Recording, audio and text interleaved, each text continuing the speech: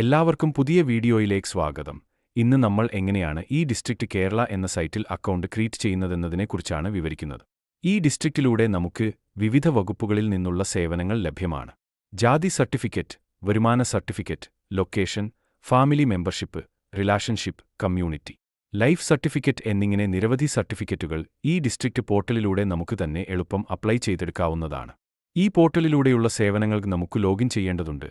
അതിനായി എങ്ങനെയാണ് രജിസ്റ്റർ ചെയ്യുന്നതെന്നാണ് വീഡിയോയിൽ വിവരിക്കുന്നത്. ഇനി വീഡിയോയിലേക്ക് കടക്കാം. ആദ്യമായി ഗൂഗിളിൽ ഈ ഡിസ്ട്രിക്റ്റ് കേരള എന്ന് സെർച്ച് ചെയ്യുക. ഈ കാണുന്ന ലിങ്കിൽ പോകുക. ലിങ്ക് ഡിസ്ക്രിപ്ഷനിൽ കൊടുക്കുന്നതാണ്. അതിൽ ക്ലിക്ക് ചെയ്താൽ നേരിട്ട് ഈ പേജിൽ എത്താവുന്നതാണ്.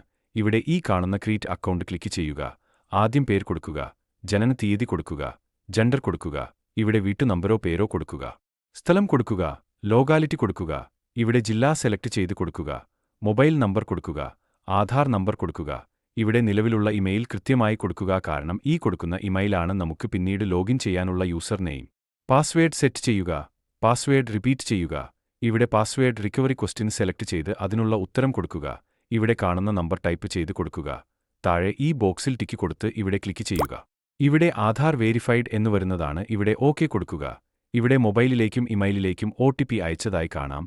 എന്നാൽ മൊബൈലിൽ വന്ന OTP നിർബന്ധമായും ഇവിടെ കൊടുക്കാനാണ് ആവശ്യപ്പെടുന്നത്. നിങ്ങൾക്ക് ലഭിച്ച OTP ടൈപ്പ് ചെയ്യുക. കൺഫേം കൊടുക്കുക. ഇതോടെ അക്കൗണ്ട് ക്രിയേഷൻ പൂർത്തിയായി. ഇനി ലോഗിനിൽ പോയി യൂസർ നെയിം പാസ്വേഡ് ഉപയോഗിച്ച് നമുക്ക് ലോഗിൻ ചെയ്ത് ആവശ്യമായ സേവനങ്ങൾക്ക് ഉപയോഗിക്കാവുന്നതാണ്. വീഡിയോ ഇഷ്ടപ്പെട്ടാൽ ലൈക്ക് കൊടുത്ത് ഷെയർ ചെയ്യുക.